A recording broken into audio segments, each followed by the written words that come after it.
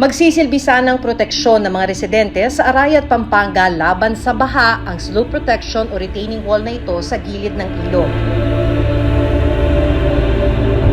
Ang halaga nito, halos 100 milyong piso. Pero wala pang isang taon mula nang gawin ito. Bakit biglang gumuho ang flood control project? Lawan niya po melyari. Ay delikado na. Kasi naya ka nito bakit natangkulon? Nepong kalalam. Wag nepo ining bakal gagawan do. Ay muya pa pong crack. Balang kayo mamakbong niya pa po siguradong magtuwagyarin po ini. Kaya mga residenteng nakatira sa gilid nito, kinailangang lumikas dahil sa panganib. Lawan niyo emang Ali na kayo pamatutod ken, delikado po to. Pating balay manakbag. Nawagan kami po, kaya ang ginawa, Diyos ko po sa masa niya, makakalunos na po rin tao keni. Karakal na po madamage. Yung design ninyo, bakit gumuho ng ganito? Sayang po tong project, no? Sayang yung pera. 100 meters ang haba ng retaining wall na ito. Itinayo para hindi bumaha dito sa bayan ng Arayat sa oras na tumaas ang tubig sa ilog. Pero matapos lang ang higit isang taon, gumuho na ang bahaging ito ng retaining wall. Sa bayan ng Licab, Nueva Ecija, isang flood control project din ang nasira sa kasagsagan ng Super Typhoon Pepito. Ang halaga nito mahigit 47 million pesos. Dahil sa pagkasira ng proyekto, lumubog ang buong bayan at nawalan ng hanap buhay ang ilang magsasaka. Nasira nga itong party na to na lahat ng tubig dito sa amin umuho. Ang bawat proyektong ito pinontohan ng pera ng bayan. Kaya dapat lang na magsuri at magtanong, nasaan ang pera?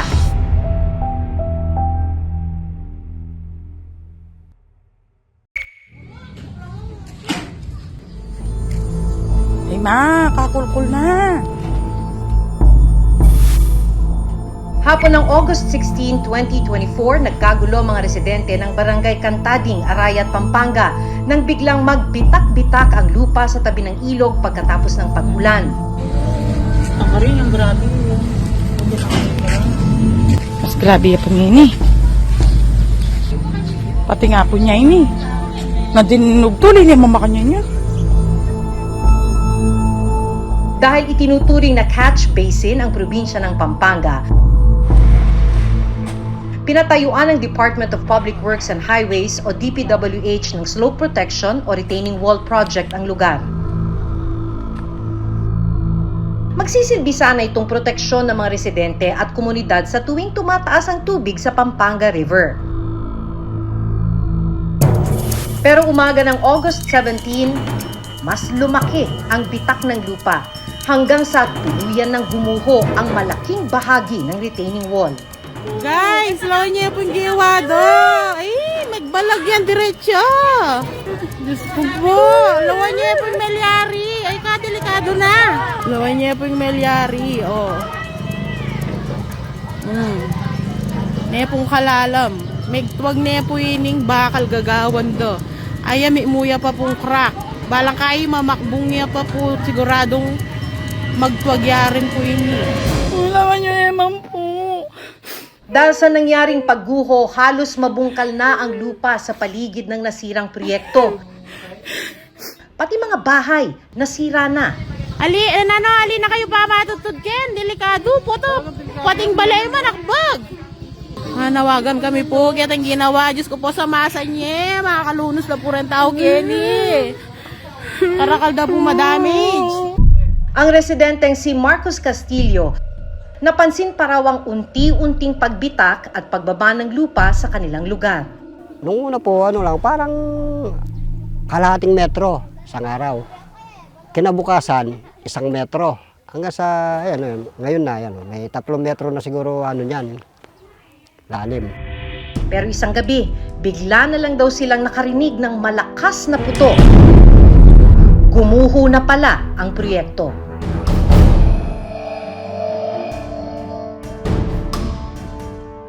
Yan pala yun, yung napuputol na konkreto. Tsaka itong mga na to, bakal, yung mga tubo na yan. Yung po pala yung pumuputok. Tampong kinaumagaan, napansin na po namin na, bumagsak na po. Dahan-dahan pong bumababa yung lupa. Sa pagguho ng retaining wall, nadamay ang kanyang bahay at halos wala nang natira. Ito po yung mismong bahay ko. Yan ang kusina, tsaka kwarto. Nalaglag na po yung kalahati ng kwarto. Makakatulog pa po kaya rito na maimbing. Siyempre po, hindi na po, no? Kaya po nababahala po ako. Sobrang bigat po. Siyempre po, dito na po ako lumaki at nagkapamilya. Hindi naman po basta-basta iiwan ko po itong itong lupa kong to. Sa dokumentong nakuha ng reporter's notebook mula sa DPWH, nakasaad na nagkakahalaga ang retaining wall ng 91.6 million pesos. February 2023 nang simula ng DPWH ang proyektong Flood Management Program, Rehabilitation of Flood Mitigation Facilities within Major River Basins. Idineklara itong 100% completed noong October 2023. Nagmula ang pondo sa General Appropriations Act o GAA o Kaban ng Bayan. Pero wala pang 1 taon, gumuho na ang proyekto. August 19, 2 araw matapos ang pagguho, pinuntahan ng reporter's notebook ang nasabing proyekto.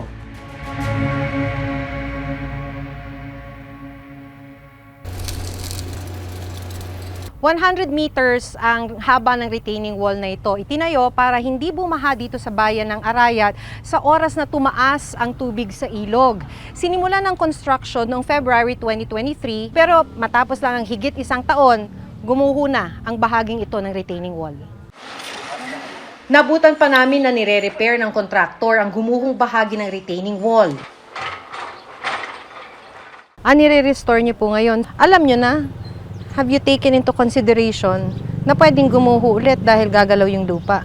Actually po, nilagyan na namin ng sa labas yung banggaan ng tubig. Nilagyan na namin ng mga debris na malalaking bato para hindi nabuhuan. Pangayin ng yung lupa dito sa loob. 107 meters ang haba ng proyektong ito. Sa nangyaring pagguho, 50 metro ang nasira at apektado. Paliwanag ng kontraktor, sinunod lang nila ang disenyong ibinigay ng DPWH. Ano hong sabi dun sa design ng DPWH? Kakayanin dapat to? Opo, dahil ganyan po kasi yung ginagawa sa ibang Sa ibang? Project po. Doon po itong ginawa ng dinugtungan namin. Pero dun po sa design, sinabi po ba na posibleng gumalaw yung lupang to? Wala. Hindi po. Bakit hindi ninyo alam? Bago po itayo itong retaining wall, almost 100 million pesos pa naman. Bakit hindi nyo alam na mangyayari yun? Hindi ba dapat na pag-aralan po yun? Hindi po namin kasi. So sayang. Sayang po tong project, no? Kaya po, ginagawa na namin po ng re-restore po namin. Pinuntahan ng reporter's notebook ang opisina ng DPWH Region 3 para malaman kung bakit agad nasira ang halos 100 milyong pisong proyekto. So yung affected area ng project natin, doon po nagkaroon ng settlement ng embankment, and then yung mga sheet pile natin, nag-tilt siya o nag-lean towards the river. May mga dead man or anchor tayo doon. Makikita rin po yun na talagang nag-resist sila, kaya lang sa sobrang bigat siguro ng tubig or baka lumambot yung lupa sa ilalim. Ayon pa sa DPWH, bago ipatupad at simulang gawin ang proyekto, mabusisi itong plinano ng kanilang ahensya. Siyempre magkakaroon na survey, then gagawa ng plan, pero bago ka makagawa ng plan, yung pong sinasabi mong may investigation, meron po. Tulad sa lupa, sa tubig, ganun po. Then, paano yung topography ng location kung saan yung project na gusto mong gawin. Matapos ang pagguho ng proyekto, nangako naman sila na patuloy nilang babantayan ng contractor sa pagre-repair nito. Kasalukuyan po, nagre-repair nga po yung contractor natin doon. May mga palliative measures namin ginagawa. Pinapabantay namin. Wala rin daw gagastusin ng gobyerno dahil under warranty ang proyekto. Pero sa gitna ng pagre-repair ng retaining wall, muli na namang bumagsak ang iba pang parte ng proyekto sa kasagsagan ng Bagyong Christine. Sa video na ito, kapansin-pansin na halos lumubog na ang nasirang bahagi ng proyekto dahil sa taas ng tubig.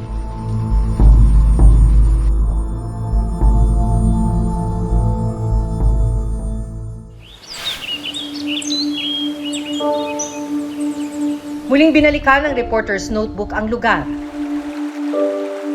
Ang dating nakalundo na retaining wall, tuluyan ng bumigay at halos dumapa na sa ilog.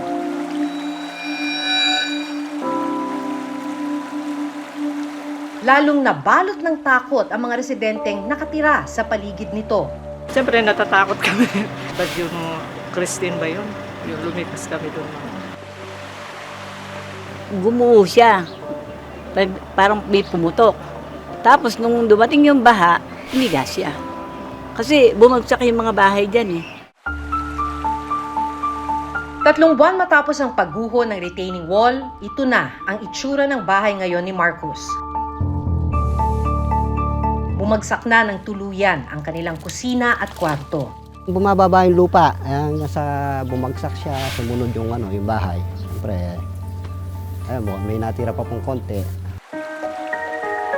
Nagdesisyon na rin silang mag-asawa na pansamantalang umalis sa lugar. Siyempre po nangihinaya ako dahil po yung lalo na yung nakikitira lang po kami. Iba po yung talagang sariling bahay. Naghihintay rin po ako na matapos po yan para makabalik po kami rito. Muli naming kinuna ng panayam ang DPWH Region 3. You've mentioned before, sir, na babantayan po ninyo at ongoing po yung repair. Pero sir, ano po ang nangyari? Bakit po bumagsak na naman po yung project na yun? Ang nagiging problema pag dumadating ang tubig. Like for example, yung Pepito, kapag lumalaking tubig, hindi namin magagawa yung repair. So, mostly kapag bumaba po siya, doon kami nagre-repair. Ginagawa namin, minamadali namin para ma-protection ng kagad yung mga tao. This one, hindi lang nagatok, hindi lang... Ipinakita namin sa isang eksperto ang nasirang bahagi ng retaining wall. Ayon sa kanya, Pwede talagang gamitin yung sheet pile. Appropriate material siya as slope protection. Ang question, tama ba yung pagkakadesign? Thickness ng bakal na ginamit, yung layout niya, yung lalim na nakapenetrate sa loob. The way I look at this, from this point of view, malapit na to, delikado na rin dapat i-protect. mahalaga rin daw na muling mapag-aralan ng disenyo bago gawin ulit ang proyekto. I-review yung previous design which failed. Tapos involved din yung ibang discipline. Hindi siya dapat nagkaroon ng failure kung tama yung design considerations. May additional design po doon. Suggestion po nga, maglalagay ng perforated pipes. Mga butas, may butas po yung pipes sa ilalim po. Para yung paglambot ng lupa, nung kagaya ng dati, maiwasan po yun. Ongoing po yung trabaho doon. So, kung titignan po ngayon, nasa within 40% na po tayo sa paggawa. Sinisiguro din nilang wala pa ring ilalabas na pondo sa pagpapagawa ng muling nasirang bahagi ng retaining wall. Under warranty po yan. So, yun po ang ginagamit nating parang pondo. Taken into consideration po lahat ng mga nangyari po dyan. Sa bayan ng Licab, Nueva Ecija, isang flood control project ang itinayo ng DPWH. Itinuturing na catch basin sa Nueva Ecija ang Licab. Pero ang isang bahagi ng flood control project nasira sa kasagsagan ng bagyong Pepito. Sa dokumentong nakuha ng reporter's notebook mula sa DPWH, sinimulan ang proyekto noong February. Natapos naman ito noong June 2020. Ang halaga, mahigit 47 million pesos. Aktual na kuha ito ng mga residente sa bayan ng Licab sa Nueva Ecija. Makikita dito ang pananalasa ng Super Typhoon Pipito. Ayan po, sa ninong lakas ng impact ng tubig. Nagkinutkot po yung tubig ng galing doon sa ilog na yun at dito, diretso tumabon dito sa aming mga pananim na talong, mga gulay, mais, at saka yung mga palay. Ang mga pananim ng magsasakang si Mang Jose Padrones, pinadapa at sinira ng nangyaring pagbaha. Hindi po namin inaasahan na babaha dito sa aming lugar. Ang kinatatakot po namin dito yung talagang bagyo. Nung madaling araw po, bigla namang merong humaagos na tubig, umaapaw na po doon sa diki namin na kagagawa lang. Nung sa katagalan po, bigla namang sa kaapaw, napigtas po yung diki namin. Kaya dito po natapat naman sa bukid ko yung agos, kaya po na-wash out lahat yung tanim namin. Ito lang yung mga ilang na buhay, mga ilang puno lang itong natira na ito. Wala na, hindi na rin gaganda ito. Pinoproblema ngayon ni Mang Jose kung paano niya mababawi ang puhunan ng mahigit 50,000 pesos na pinangutang pa. Kaya po malaking gastos na rin ng ikuha namin dito. Tapos nagkaganya naman po, nasirang lahat. Bakit nga ba nasira ang proyekto makalipas lang ang 4 na taon? Yung project po natin is, unang-una sa lahat, yung rainfall or yung water runoff po mula sa Talavera River is malaki po yung volume. Ang DPWH po, hindi po tayo nakapaglagay dyan ng sheet pile doon sa mga slope protection natin. Kasi hindi naman natin inaasahan na yung flow ng tubig is masyadong malaki. Cost din po talaga ng pagbaha ng Licab, ito pong nasira na to. So we have already requested funds po dyan, para dyan. So hintayin lang po namin na ma-release po yung fund para ma-rehabilitate po namin yung dike. Secretary, yung mga affected po ng mga communities, hindi po natin maiiwasan na mag-isip sila na baka itong mga proyektong ito ay substandard, may problema sa kalidad, kung ano man hindi maayos ang pagkakagawa. How would you address that, Secretary? Yung sinasabi nga namin that yung mga design parameters nung una is medyo mababa to cope up with yung climate change phenomenon.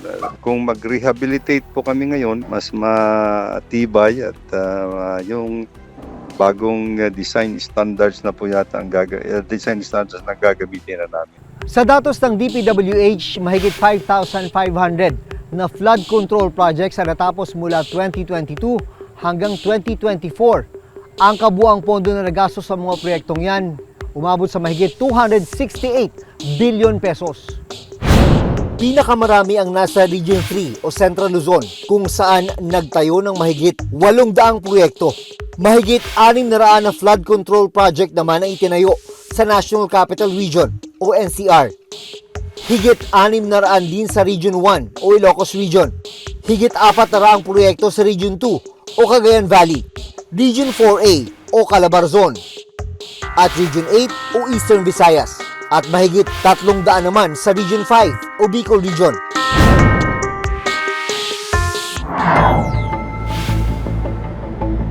Pinuntahan din ng Reporter's Notebook ang ilang flood control project sa NCR, tulad ng matatagpuan dito sa Binondo, Maynila.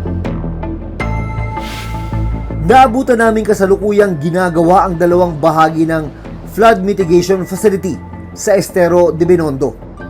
Dito raw sasalain ng mga basura na galing sa mga waterway para maiwasan ang pagbara na nagdudulot ng pagbaha. Tanong ng marami, sa kabila ng libu-libong flood control projects, ay sunod-sunod naman ang naging pagbaha sa Region 3, NCR at Bicol Region nitong mga nakaraang buwan. Viable option pa rin talaga yung flood control project o it's high time na mag-isip na rin tayo ng other options? We have to understand also that engineering intervention is just one of the solutions to mitigate flooding, no? I think marami hong dapat pagtulong-tulungan na para maibsan natin yung mga flooding problems natin. Kasi yung environmental issues, pati yung sa mga urban areas, yung mga land use and yung mga waste management. Ang laki na talaga ng tubig. Tinanong din si Pangulong Bongbong Marcos kung bakit sa kabila ng pagkakaroon ng bilyong pisong halagang flood control projects, bumaha pa rin ang maraming lugar sa bansa. Tignan ninyo ang statistic. Nung bagyong Undoy, 400 plus centimeters ang bumagsak na tubig. Dito sa Christine, ang bumagsak na tubig is about 700 plus. Halos doble ng Undoy. Kaya yung flood control ginawa natin para sa mga baha kagaya ng Undoy. Nagbago talaga ang panahon. Nito lang November 6, tinalakay sa Senado ang pondong inilaan para sa mga flood control project na umabot na raw sa higit 500 billion pesos sa loob ng 3 taon. Na ang budget ng ating pamahalaan for flood control alone, kasama ang DPWH, MMDA, Climate Change Commission, DENR, etc., ay tumataginting na 1,444,000,000 a day. So, gusto nating may check at malaman kung saan ba ito napupunta. Paano po yun? Ipapaiba po ng yung panahon ngayon. Papalakas yung mga bagyo. Paano po kayo naghahandaan yung mga ganong senaryo? we have to review yung fundamentals on engineering designs, yung mga ganun po. Siguro dadagdagan po namin yung mga parameters namin to make yung mga projects namin more resilient at para sa climate change phenomenon. Kung ginagamit namin 25-30 years return period noon, siguro gagamit kami ng 50 years return period. Bilyong-bilyong piso ang ginastos para sa mga flood control project ng gobyerno. Pero malinaw na hindi naging epektibo ang ilan sa mga ito, kaya nalubog sa baha ang marami. Pagbaha na nagdudulot ng pagkasira sa maraming kabahayan. Pagkawasak ng ekta-ektaryang kabuhayan at peligro para sa mga mamamayan. Hanggang sa susunod na Sabado, ako si Maki Pulido. Ako si June Veneracion at ito ang Reporter's Notebook.